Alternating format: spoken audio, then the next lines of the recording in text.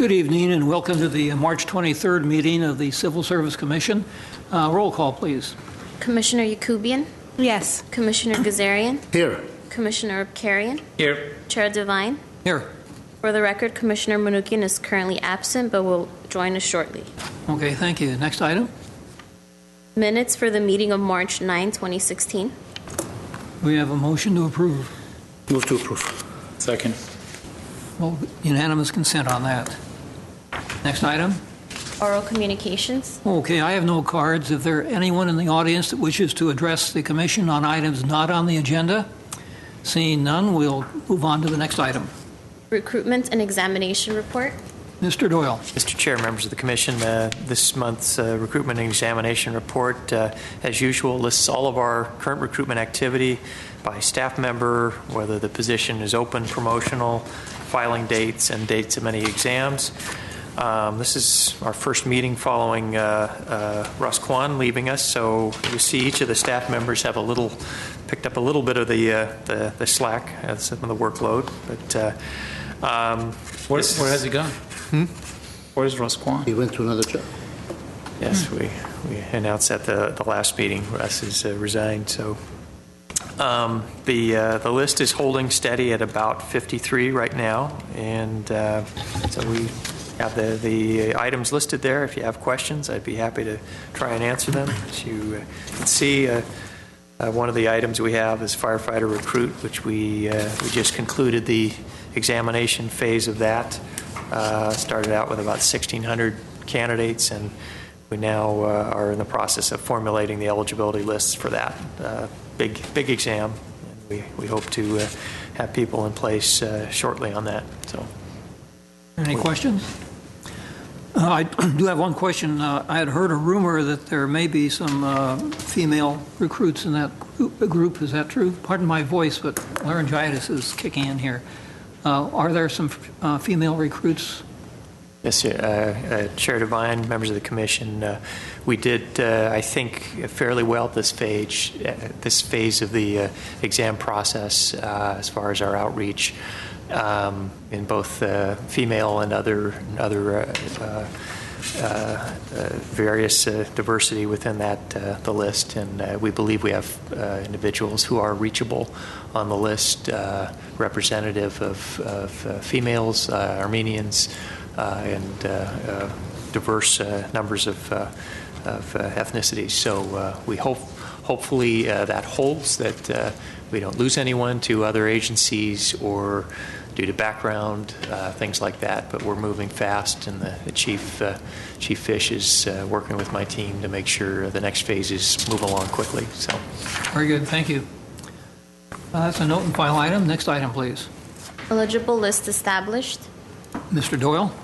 Yes, Mr. Chair, members of the Commission, this too is a note and file item, and again, this is a report to the Commission on the eligible lists that have been established since our last meeting, which was just 2 weeks ago. And as you can see, we have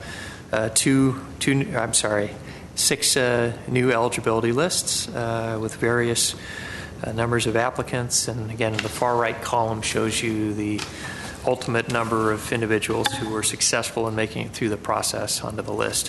If you have questions about any of those processes, I'd be happy to try and answer them. Otherwise, again, this is note and file. Any questions? Seeing none, we'll note and file it and move on to the next item, please. Human Resources Activity Report for fiscal year 2014 to 2015. Mr. Doyle. Mr. Chair, members of the Commission, this is the annual activity report for fiscal year 2014-15. This goes back a little bit of a ways.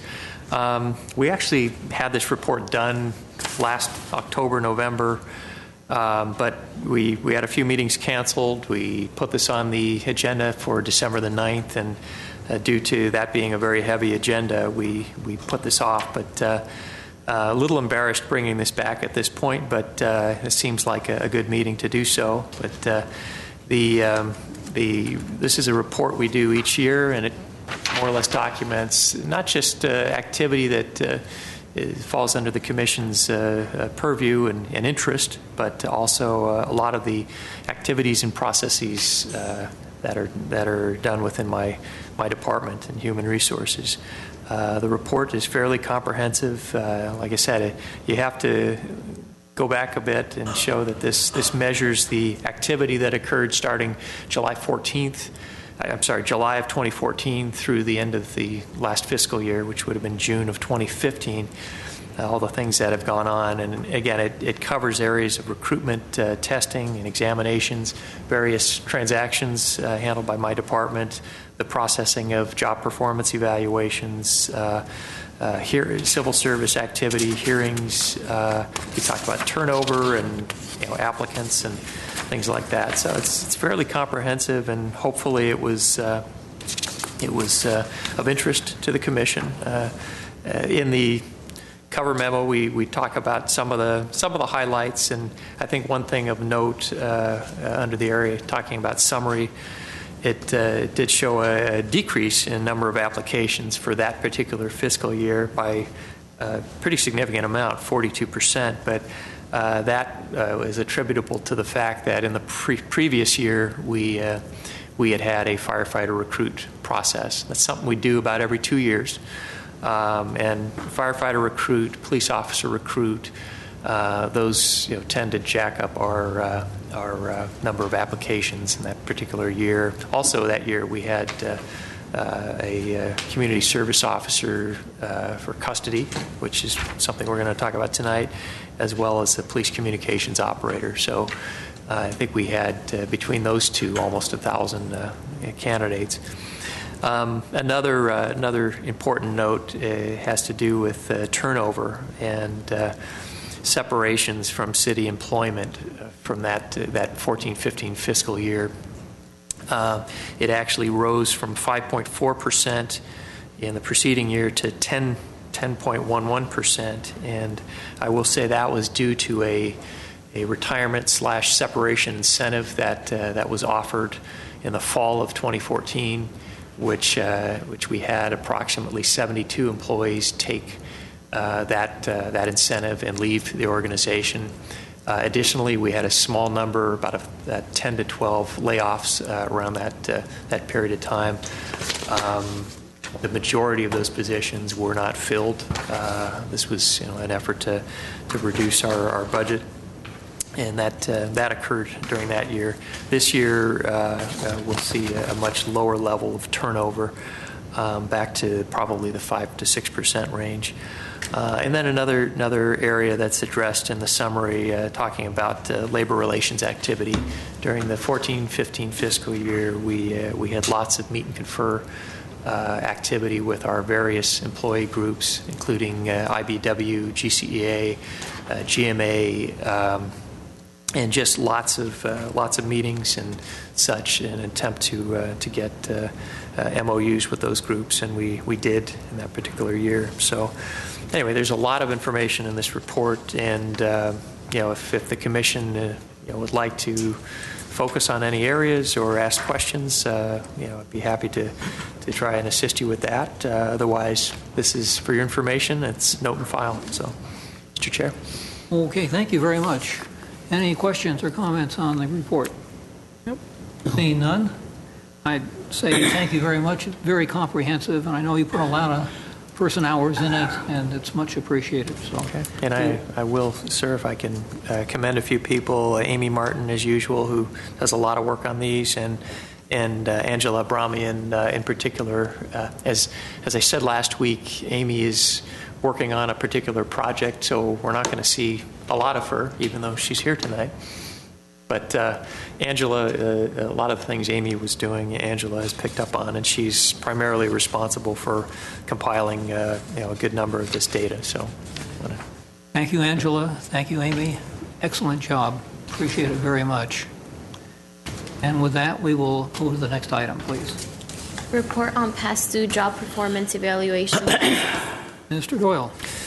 Mr. Chair, members of the Commission, bringing this item to you, it was requested a few meetings ago by Commissioner Carrion that we have a discussion of the late performance evaluation process.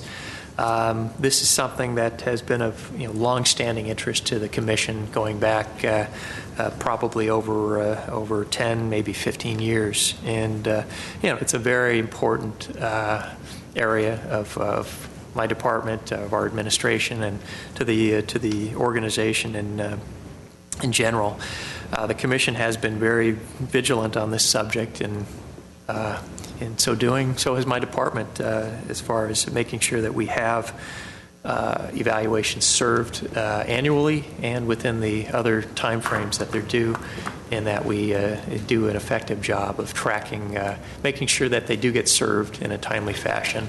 Of course, in an organization this size, we do have sometimes they get served late, or there's a particular problem with a department where they can't get them in on time, and we certainly provide some allowances for that.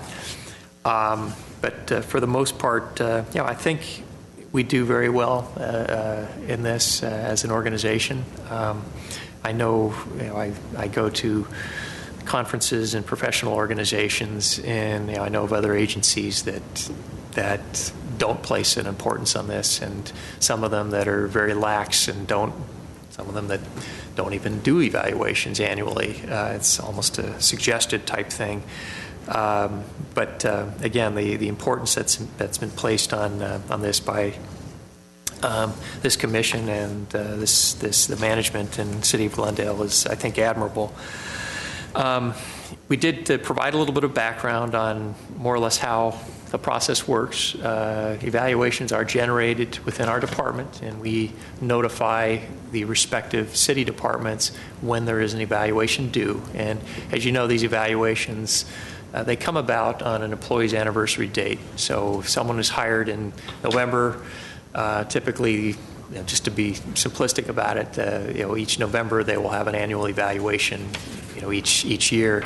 So depending on when you're hired, when you're promoted or appointed, everyone's anniversary date for their evaluation is different. So my department has the task of noting when those evaluations are due and sending it to the departments. And as the report says, we send it about a month to a month and a half prior to the due date. The department receives it. They have the opportunity then to sit down, compose the evaluation, work on various drafts, meet with the employee, and then make sure it gets signed. And some departments have quite an extensive process for getting it signed and approved, where it goes up various levels in the chain of command. But for the most part, our desire is to have it back into our office completed, so we can file it in their personnel files by the due date. And we provide some allowances for that, and we've set up this process where if the evaluation is late by a certain amount of time, they get noticed that it's a first notice, and then if it's a month later, it becomes a second notice, and a month after that, it becomes a third notice. The Commission has imposed a rule: if an evaluation gets to the point where it's a third notice, that that department director, that department head, has to come here and more or less explain themselves to the Commission and see what can be done to. I have a quick question. I'm sorry, I don't mean to cut you off. I just want to clarify in the same order. So a month before the evaluations are due, approximately, it says 2/6 for something that's due 3/30.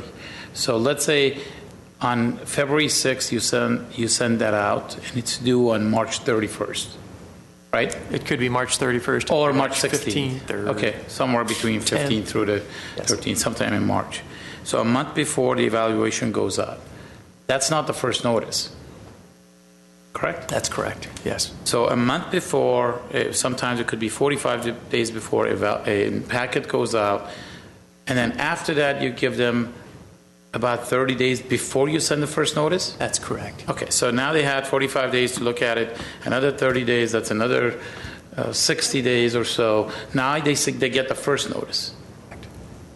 Okay, and how many days after the first notice you send a second notice? It's 30 days. It becomes a monthly process. So now we are into, could be as much as 90 days or so. But let me state to you, and I don't mean to interrupt, but the evaluation is sent out ahead of time for them to get started on it. But technically, it's supposed to cover the entire 12-month or the 1-year period leading up to the due date. So some departments can, as soon as they get it, work on it, just turn it in, but they're Or some could take as much as 30 days, Yes. which is what you've given them. Ideally, what we want to see is as close as possible to that due date, with some allowances for being late. But you're correct. It does not become, the first notice doesn't occur till approximately 1 month after the due date. So by that time, they had a packet for anywhere between 30 to 60 days. At least 60 days. Yeah, 60 days, yes. Okay. So I have a question, actually. So it covers an exact 12-month period. Yes. So there could be a circumstance where if they do actually fill it out early, then that 30-day, there's like a 30-day gap there, maybe? That's correct. And that's why I don't always suggest that they fill it out early, because something could happen, something good, something bad. Right, exactly. No, I get it. You do want to cover the entire 12-month period for which they're being evaluated. So that's why rarely do we get these early for that reason. Again, as the report does say, this is a process, and I have a staff member, Salpi Jagaspani, and I would love for her to be here tonight, but she'd probably be so nervous about it, I wouldn't put her through that. But Salpi, a good portion of her job duties involves this very process, making sure these get out, making sure they come back, and tracking those. And as the report says, right now this is largely done manually. We get existing reports from our payroll system right now is PeopleSoft. I've alluded to this a number of times, we're changing over to a different enterprise resource planning system. We've purchased one called Tyler Munis, and this is a kind of a significant project that is going to encompass changes to our entire payroll, HR, and financial system, including our budgeting system. And it's about a 2 to 3 year project, which is taking various members of my staff, payroll as well as finance and IT, pretty much a full-time job for the next couple of years, including Ms. Martin. But the new ERP system that we do get, we hope to have a more automated method of tracking this. We're expected to go live as of January of 2017, and that's going to be the new HR system as well as payroll. And at that point, we do hope to have a better system in place that's less manual, because part of this project is to look at the whole workflow on these types of processes, and hopefully we'll be able to develop better, more timely reports that are less labor intensive. So the report more or less concludes saying, we would like to, in light of the ERP project, we'd like to really hold off on any wholesale changes to this process and see what the new reporting capabilities are with the new system. But if the commission does want to make some changes, I provided a couple of options, and one of which being, if the commission wants to require the department head's presence here on the second notice as opposed to the third, that's something we could consider, and it's not going to be extremely popular, but it's an option. The other would be, you look at the number of dates that these evaluations are late, and it's sometimes, I agree, it can be overwhelming. You see 112 days late. We typically have this report on the second commission meeting of the month, which even makes that period of time even longer. If we did it in the first meeting of each month, that would shorten that time period a bit. Either way, either of those changes would give less time for the departments to be late on these types of things. So, with that, I'm open to questions and any recommendations that the commission may have. Thank you, Chair. Mr. Doyle, my question is, where do the civil service employees fall or stand with respect to this issue raised by Commissioner Abkarian. In other words, I understand that it is not likely to be popular for management to have to come over here after a second notice or to shorten the compliance period or any number of scenarios that will alter the status quo that has been in place for some time. My concern is only where do the civil service employees stand? How does this process or the delay in this process, if at all, hinders their ability to obtain their evaluations, which will then lead to promotions or transfers and things of that nature? I have not seen these collectives, whether it is a police officers association or a firefighters association or any one number of the collectives that are there in the city to advocate on behalf of the employees, express a view one way or the other, unless it has escaped me. Has there been any past concerns or disappointments with respect to this delay, and any consequences, adverse consequences to civil service employees' opportunities for advancement? Mr. Chair, Commissioner Gazarian, I could not speak for employees, as a whole, or civil service employees, as you put it. I would say any adverse consequences of late evaluations, particularly if we're talking about a month and a half, or even 2 months, is not going to be significant. And I say that because there are some safeguards in place.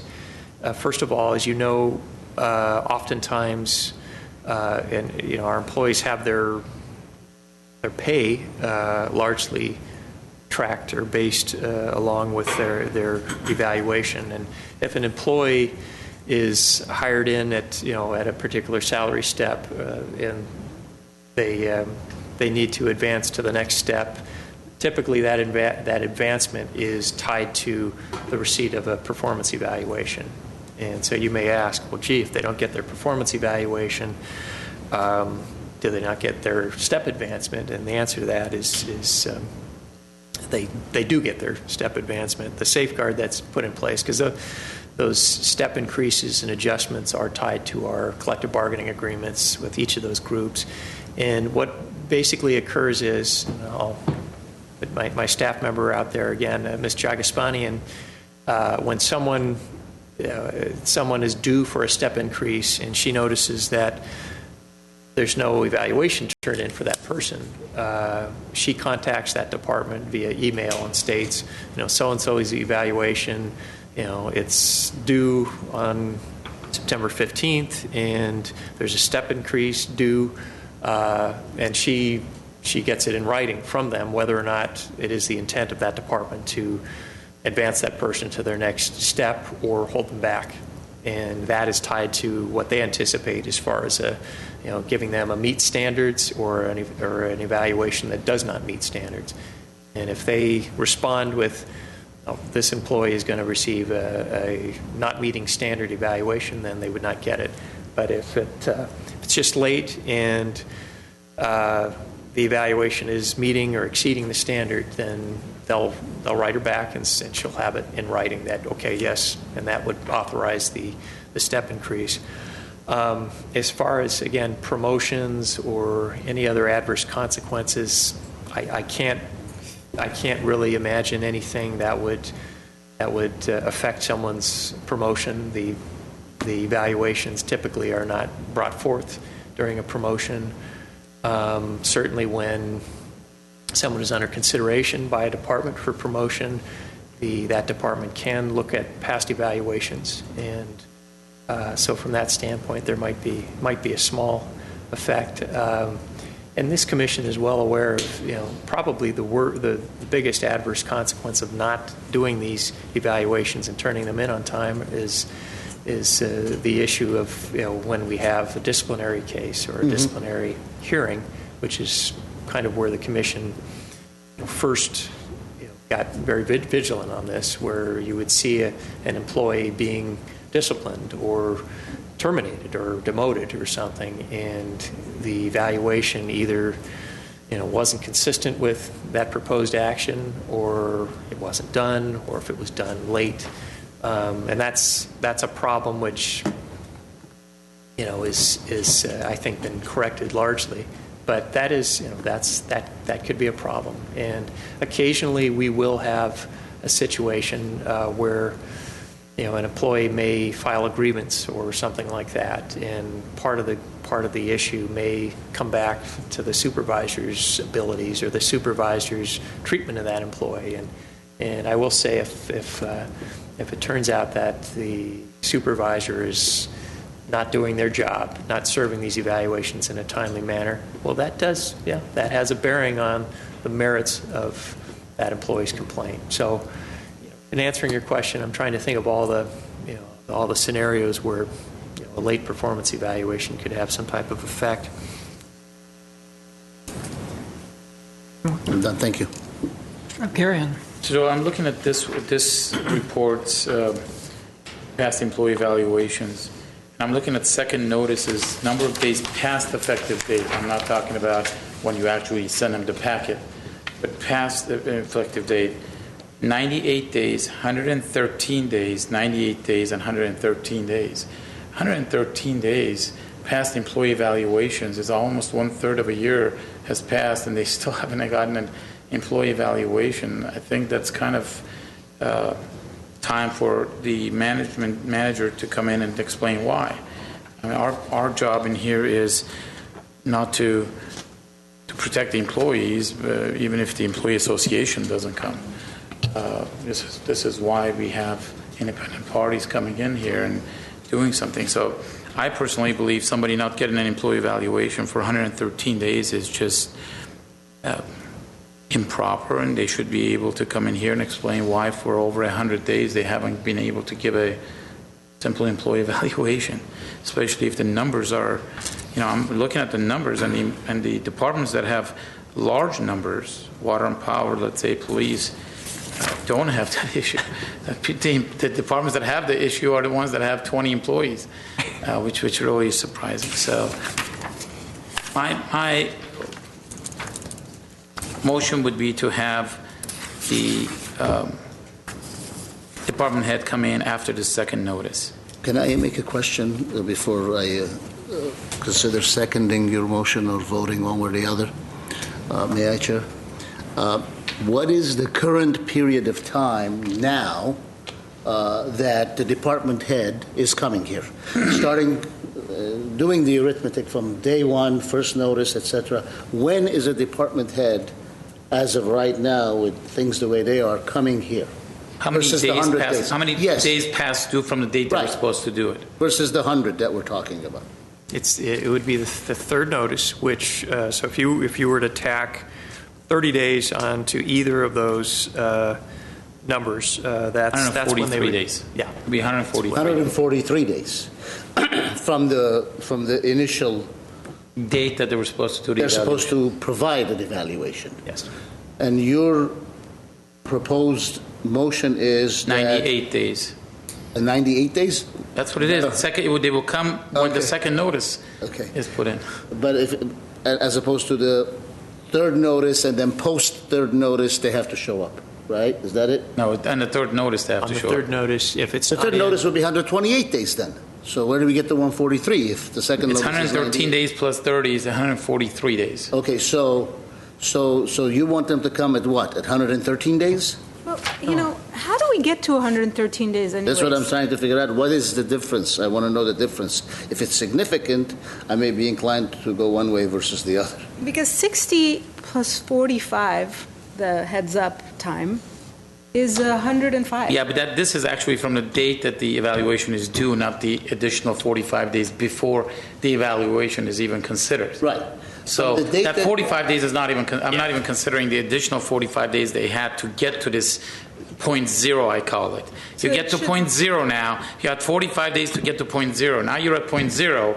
Now you're 113 days past point zero. But how did you get to 113? I agree with you. No, but yeah, then you should just be at 30, 60, and 90. 30, 60, 90. So how That's do what you I get to thought. that weird number of days? Well, what you're looking at on the report, which is also on this agenda, is evaluations that were due anytime during the month of December. That's those second notices are. And it doesn't matter if it was due December 1st or December 30th. Those were due sometime during that month. We give them it's a system issue, it's a processing issue, but we give them essentially the entire month of January to get that in before we send them a first notice. And then that first if it's not in by the time of the first notice, that becomes a February transaction. So the first notice comes in February. Second notice comes March, which is where we're at now. Third notice would be April. Yeah, but for a second, I mean, by that math, for a second notice situation, it should never be longer than 90 days. Right? And you can carry that one step further. Looking at the first notice, most of them are at 82 days, which is what, 8 days. It's just something, I'm not understanding So something. I'm going along with Commissioner Abkarian's thought about the second notice, but quite frankly, since there's a very little difference between the 82 days and the 98 days, I'd be looking at the first notice. Why should an employee, and most of these are like 30 days past the time they're supposed to have it, 3 months past the time they're supposed to have it. I know. So I would be looking at, if the department head can't get it in 3 months after the first notice, I think he needs to come in and talk to us. And you mentioned that would be unpopular if we were looking at even the second notice, but perhaps that unpopular strategy will be a good thing because they'll do everything they can to make sure they don't come in here after 90 days. So I would be going along with Commissioner Abkarian's motion for the second notice, but quite frankly, I would throw out there looking at the first notice after 90 days. I was being generous and going with the second notice, just softening the blow a little bit. Well, I don't see any third notices right now. That's correct. And So- That's probably a year. reason for that. I'm sorry? That would be like 295 days probably. They get them in. So if I don't see any third notices, my agony is, why am I tightening the ship? It seems like nobody's really in a third notice default setting. Well, to me, the third notice is immaterial. It's the number of days Exactly. past the date the employee is entitled to see how he or she is doing. Okay? And to me, after 3 months, the employee should know how he or she is doing, as opposed to, Because they don't get the first notice until 45 days after they were supposed to have done an evaluation. They get a first the notice, 45, right? correct me if I'm wrong, Well, it the depends. 45 If it's days is on- built in. If it's on January 1st, they get a notice when? Let's say if it's due on January 1st, when do they get their first notice? February 1st. The late notice on that, January 1st, go through the month, It'll be February 1st, right? Or the end of February, right? No, not necessarily. the end of February. It'll be- Oh, End So of then you have February. now you're off 60 days days. on the first notice. Right. That's why you see 98 on the second notice. Well, we have 82 days here on the first notice. Which doesn't make any sense to me. I agree. Yeah, how could it be 82 days on the first notice? The most you would have it, you're right, I mean, Where are you guys looking at? Because I'm not no, seeing all the it. way in the end, look at the last one. This is the first. How many notice, 82 number of days late. past the evaluation date? Number of days past effective date. Okay. All right. So first notice goes out, it can't go out any more than 60 days, right? Matt? If it's done on January 1st, the latest the notice, well, let's go March. It's done on March 1st, the latest the notice will go out would be what, end of April? Well, I'm talking about March 1st now. And it would be end of April, so that's 60 days. How could it be a first notice at 82 days? because, you got the 60 days, and then the date of the And it's commission. 22 When days we late. get it Or is the when you extra. get it, is those additional days. It's an additional 22 I days. actually understand it now. Yeah. But it's one, that's We what, say first notice at It's 30 one days, of second notice at 287. 60 days, and third notice at 90 days. So then it's plus 2 weeks. Is that, just figuring that out is going to be a disaster for the HR? Well, I was thinking even simpler than that, rather than worrying about first, second, or third. 74 days should be the longest. it Well, could to go. me, we should be talking to the department head, or the department head should know that if he has not given an employee a evaluation within 90 days after the date it's due, he needs to come here, regardless of whether it's the first, second, or third notice. That could be the first notice under what I've understood now. Let's forget first, second, Yeah. third. Let's deal with days. I'd say that an employee, at the very worst case, should be able to have an evaluation within 90 days from the date it's due. And forget whether they've been given first, second, or third. They need to come here and explain why their employee has waited 90 days to get an evaluation. Yeah. 3 months is a long Mike, time. that may be possible, I think, with the new system, where we could pinpoint it, base it on the day it's actually due. And what we're doing right now is dealing with, again, anytime during that month that it's due, and then shifting it over to the subsequent months. I don't know, Ms. Martin, do you have any? Good evening, Mr. Chair, members of the Commission. I think, based on the last part of the conversation, I think we all figured out where the 82 comes from. It's the days between January 1st through today's Commission meeting, March 23rd. So if we were to shorten, if we were to report the past due performance evaluations at the first Commission meeting, that would certainly shorten the number of days by 14. But in reference to the system capabilities,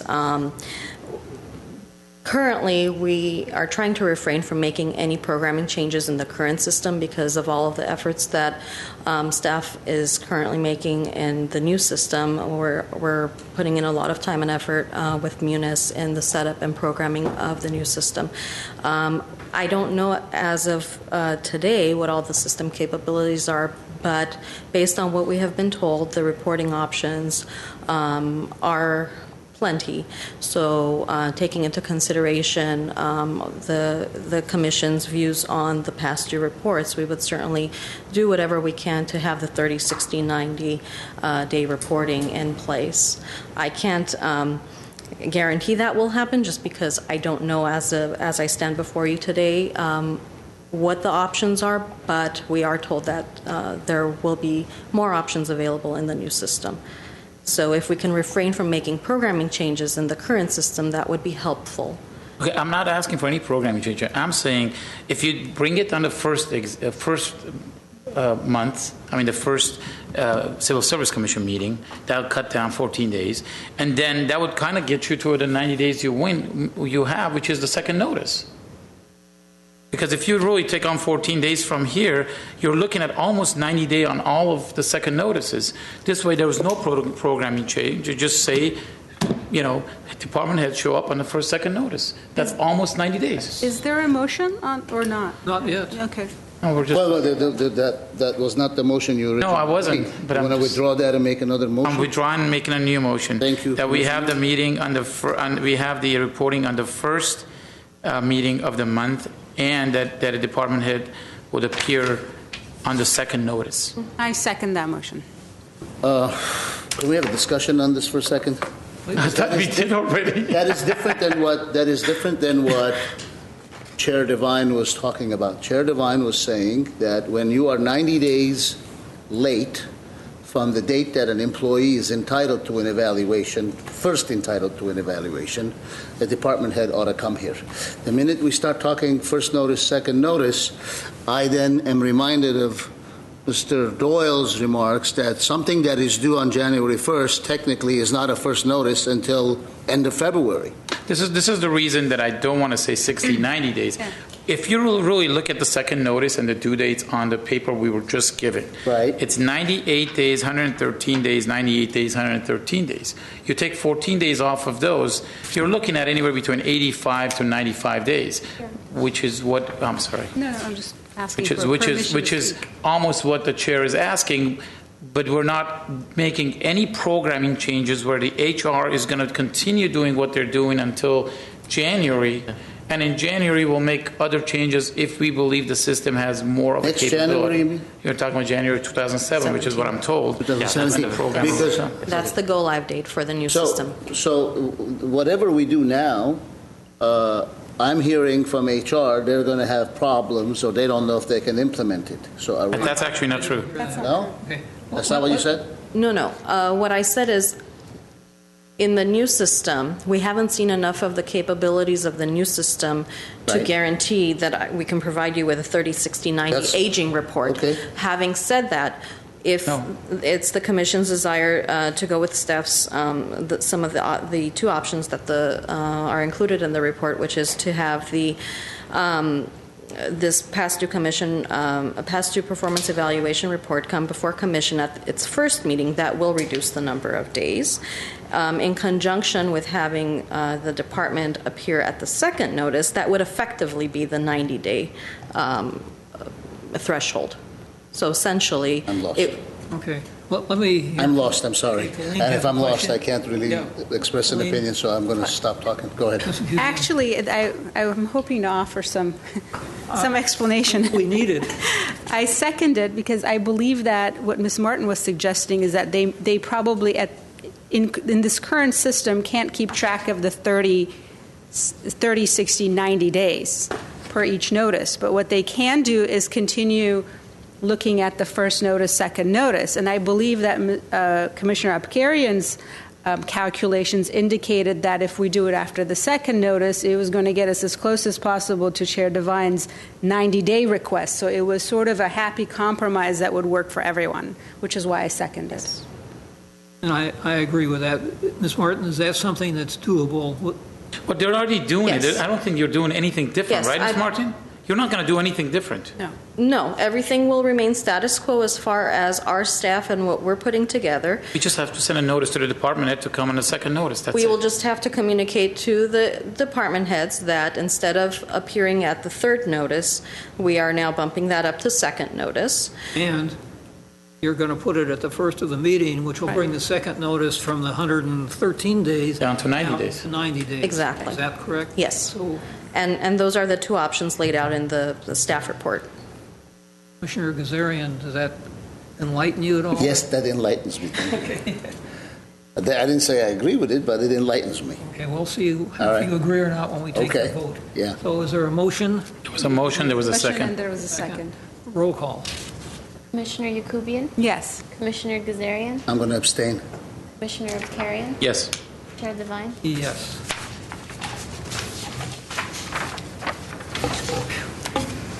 This was an easy one. Okay, next item. Perhaps we want to take that item out of order. Pardon me? Next item is the public hearing. Do we want to take that item out of order? Yes, we have to wait for the fifth commissioner. Did you get a recent update on his whereabouts? He was going through downtown at, let's see what time that was. He was going through downtown at 5:18. It should be here soon. So That's Is 45 that improper minutes. communication with the board? I'm just kidding. Okay, well, let's skip that item and go on to the next item, which is Reports, information. Mr. Doyle. Mr. Chair, members of the commission, the only item is your late performance evaluation report. Can you explain what that is, please? Absolutely not. So, as you can see, we have a couple of first notices, second notices, and several departments that have no past due notices at all. Again, this is a note and file item. Interesting observation, I think Commissioner Abkarian made, that some of the largest city departments are the ones that have no late evaluations. So it's Okay.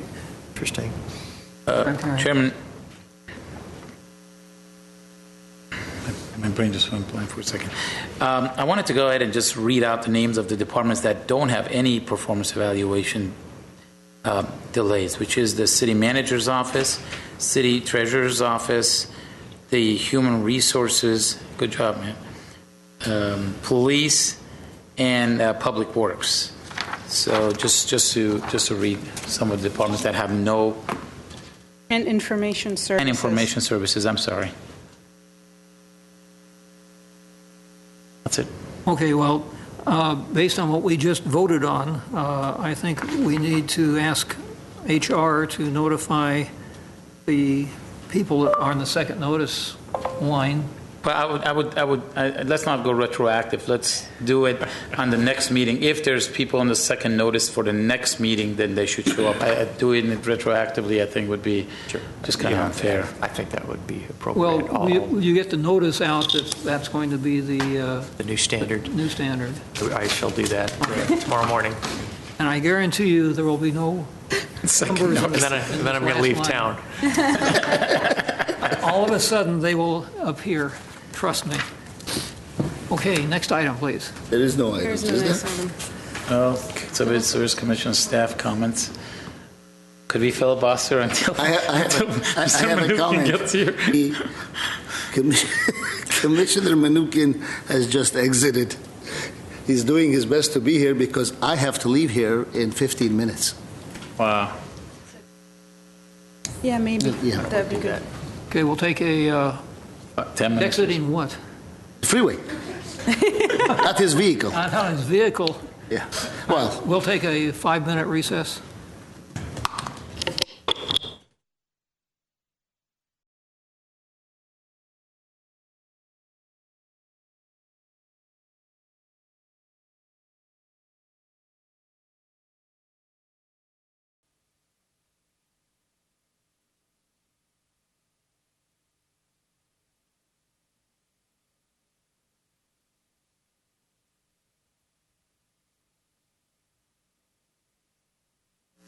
There we go. Okay, we're back in session, and we'll go to the next item, please. For the record, Commissioner Manukian is present. Public hearing request to suspend competition and grant appointment by recognized attainment to the position of police custody officer. Okay, Mr. Doyle.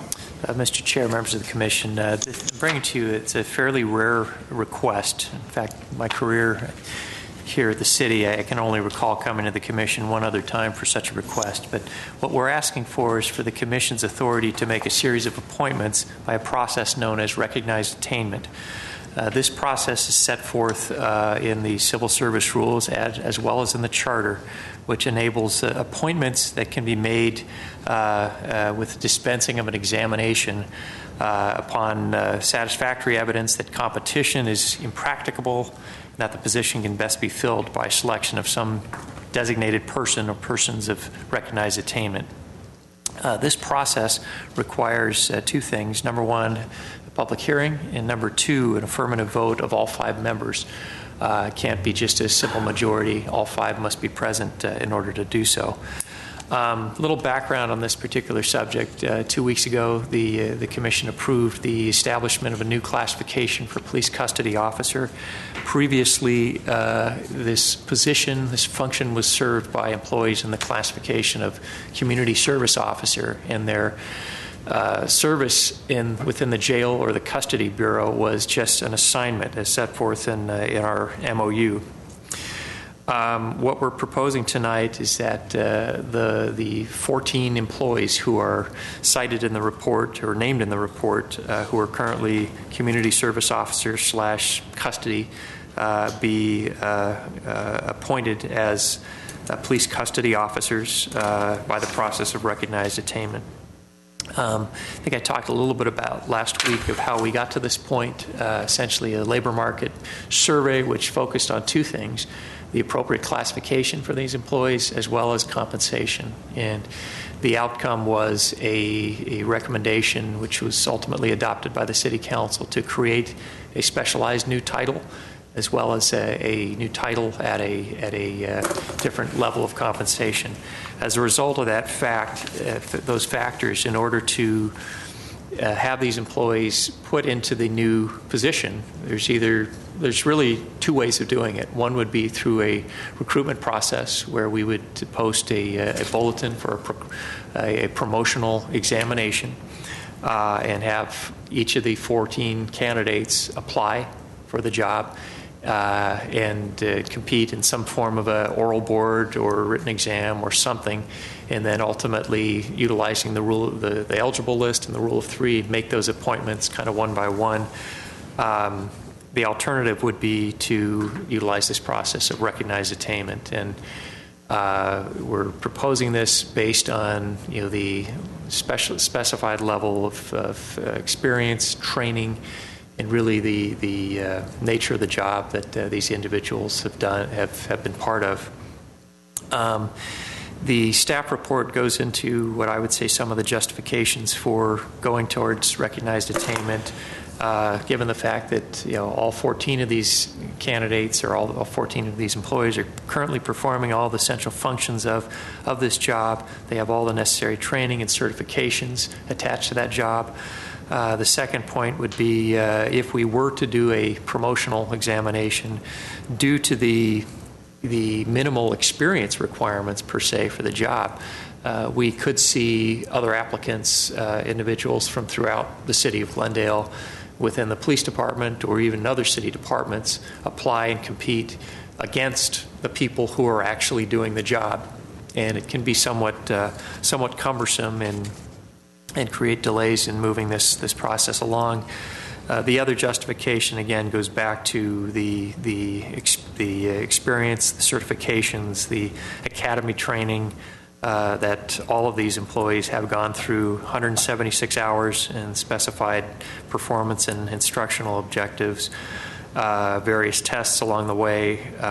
Each of them have 24 hours each year refresher training in the correctional practices, and even additional training for those who are designated as senior custody officers. So to me, it seems like an appropriate mechanism for getting the individuals into these positions. And once again, I'll just say the notion of having these individuals have to apply, interview, and test for positions that they're already doing, in my view, is unnecessary, and really the purpose of this particular charter provision. So with that, I will turn this over to you, Mr. Chair.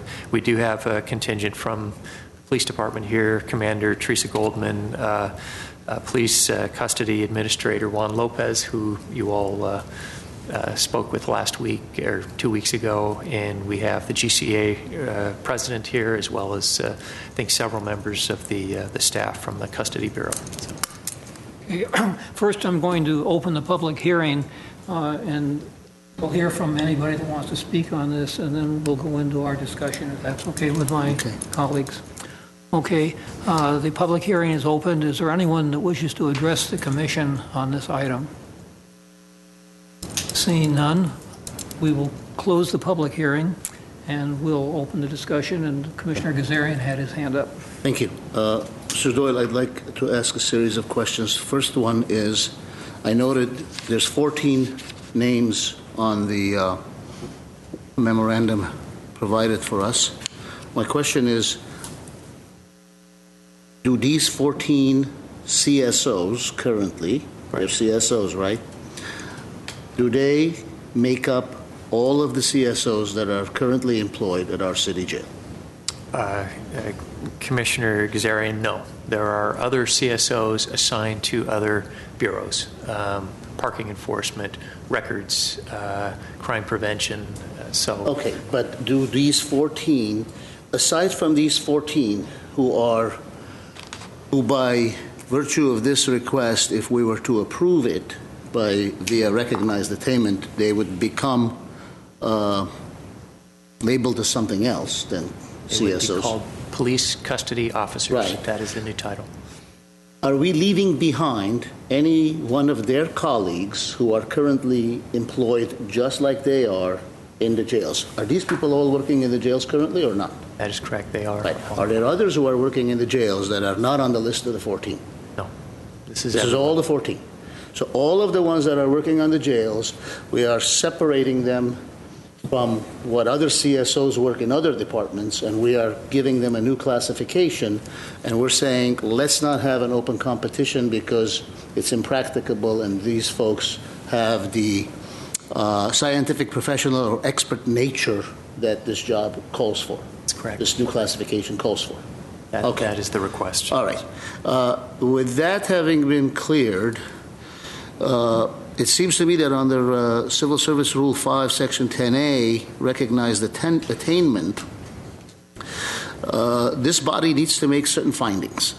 One of them is that we need to be satisfied with the evidence that competition is impracticable, and that recognized attainment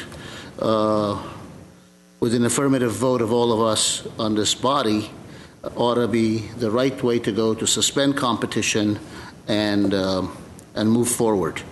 And of course, we have to give all the reasons that we find this evidence to be satisfactory and this be the best way to go. So that takes me to page 21 of our packet. Bullet point 2, I've labeled it 2, the second bullet point, the first half of the page. It says conducting a promotional examination may invite interest from employees in other bureaus of the police department or other city departments. Up to that point, I say, well, that's kind of healthy. Who may meet the minimum qualifications for the police custody officer position. Okay, it seems, I recall for the last 4+ years, every classification has a minimum requirements that we try and get a consensus on. But then it says, but be ill-prepared for actual appointment to the custody bureau. So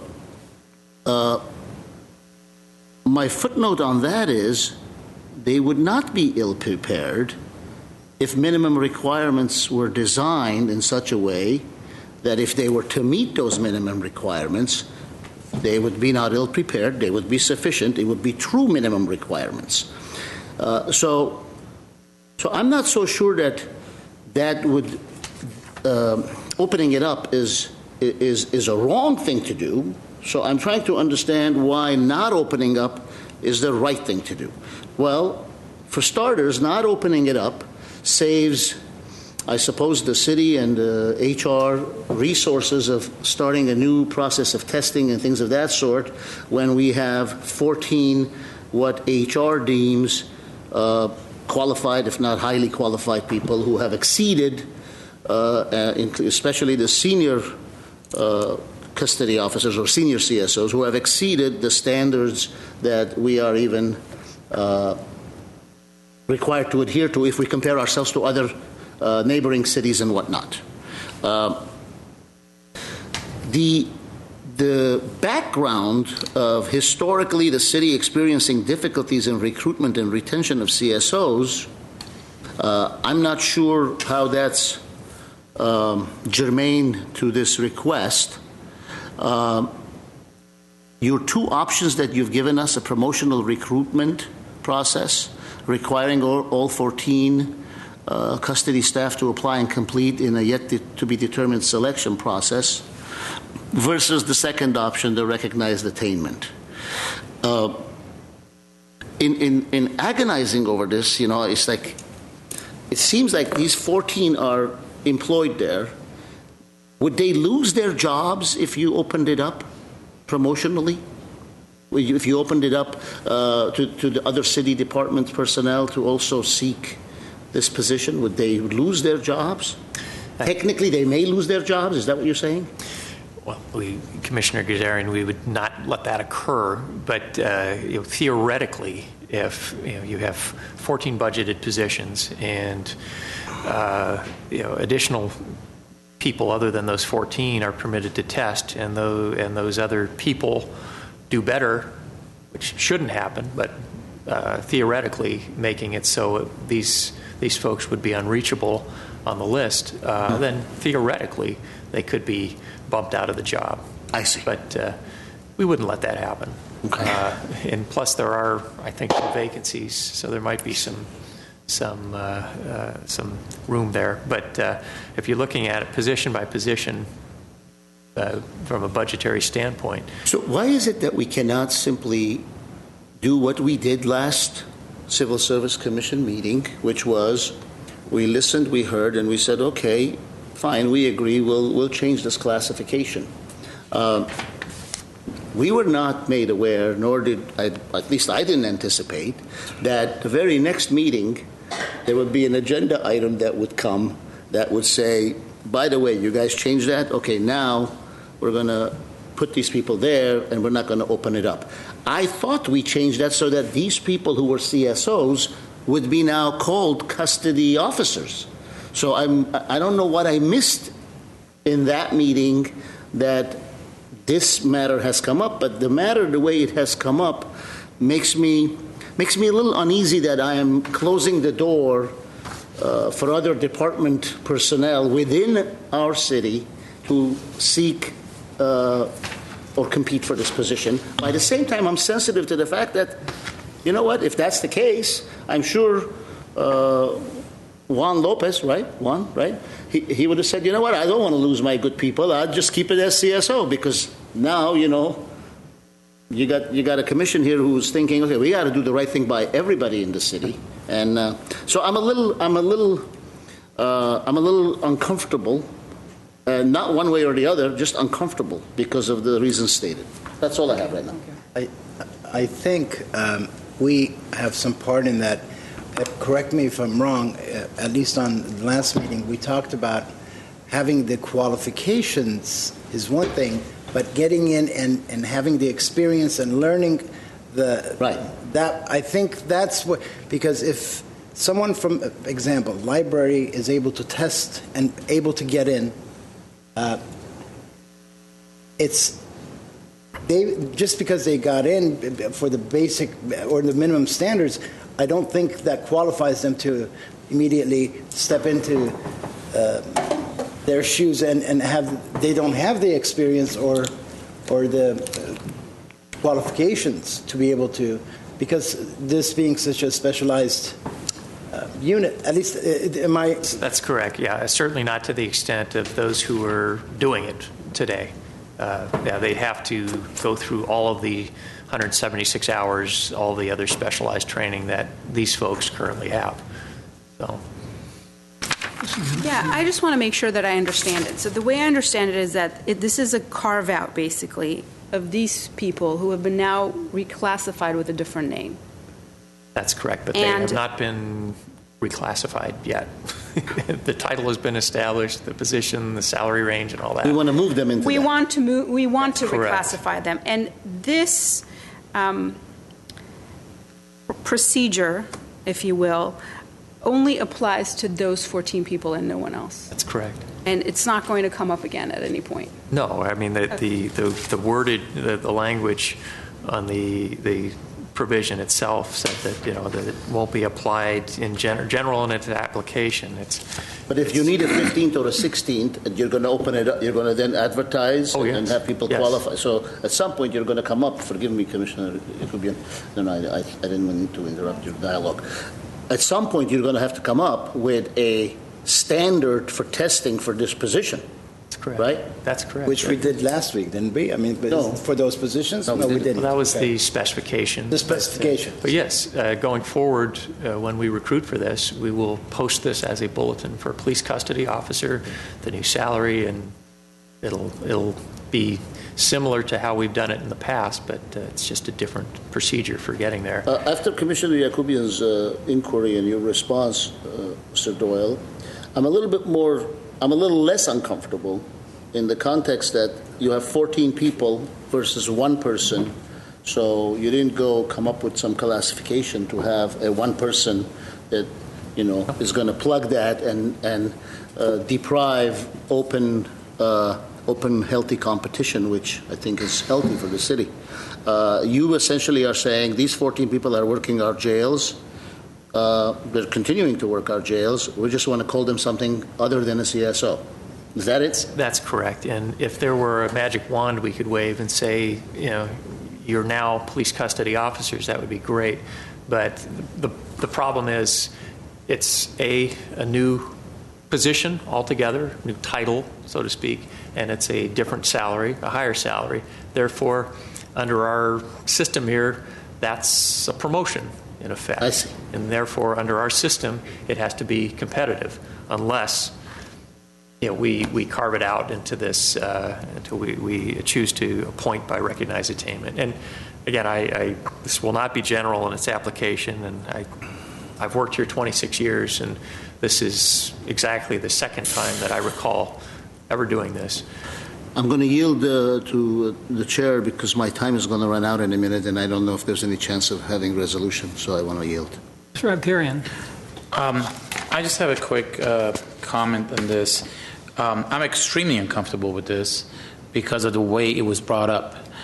If the item was brought up in reference to the qualifications last meeting, and immediately after we were told, listen, we are doing this qualification to include the 14, and everything was explained to us, not as a secondary thing that comes in 2 weeks later after we're told part of the story, but we're told the entire story. If we were told, here is the qualification, we're going to dummy down, I don't want to say dummy down, but just reduce the qualification, do whatever we need to do, and once you guys do this, then the 14 people who are under this name will apply, and then we have to come back, and we were told everything.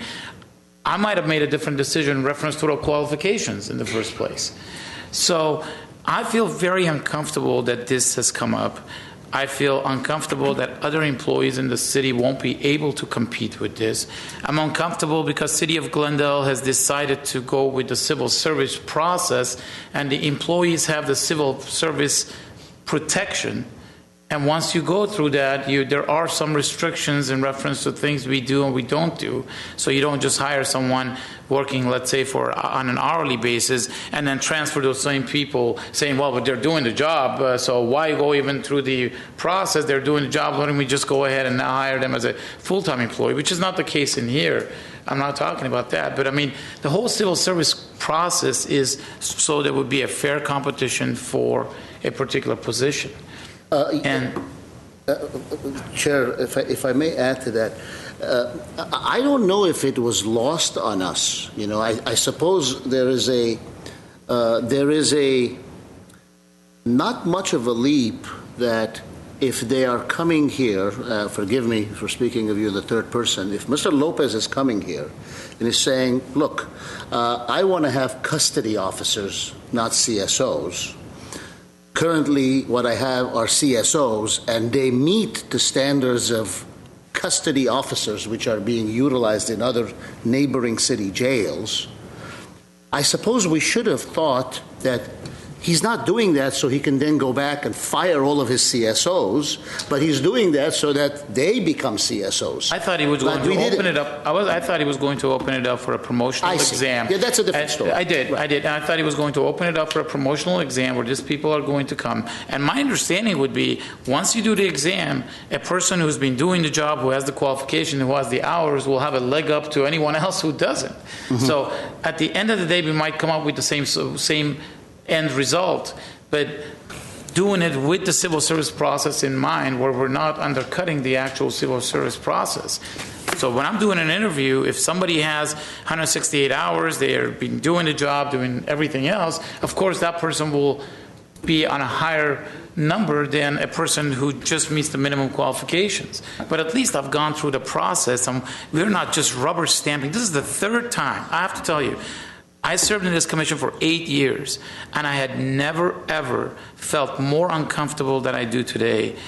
Approving a third item, police captain, the fire chief, and this, I feel extremely uncomfortable that we have really kind of kicked the civil service process down the street.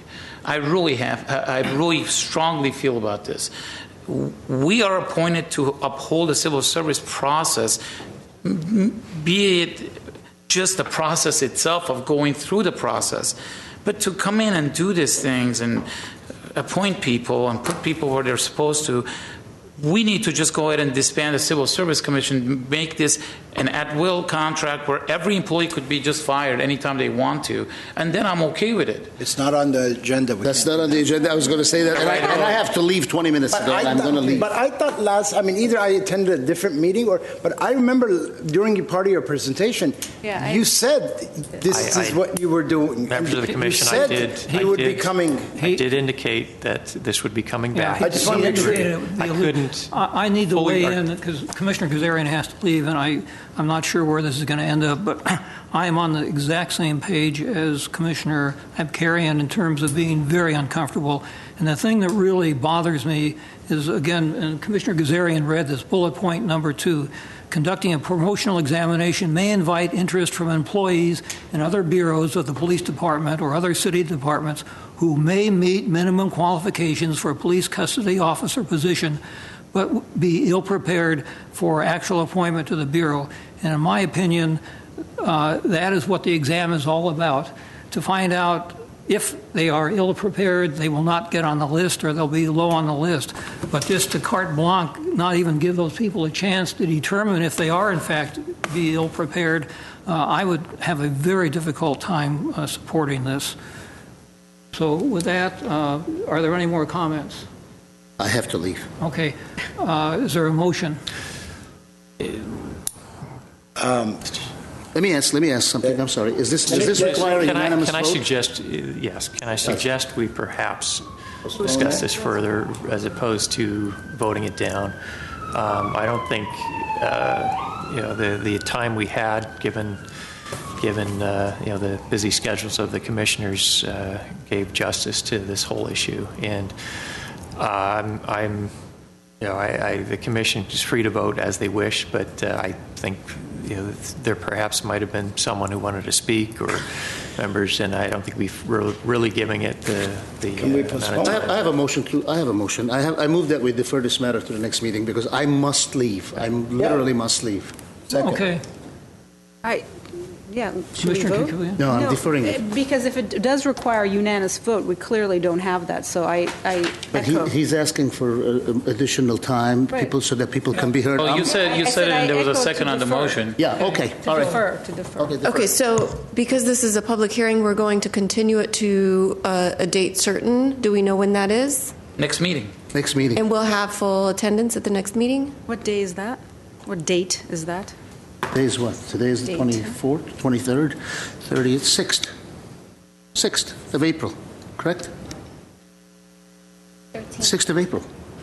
13. I'm sorry? Second Wednesday would be 13. 13th, okay. Yes. So we'll continue this item to April 13th. Please. And we'll have everyone here? Yes. If that's the goal. God willing. Can I be I was excused? Thank you. Okay, with that, is there anything else on the agenda? Civil service staff comments? Do we have any comments?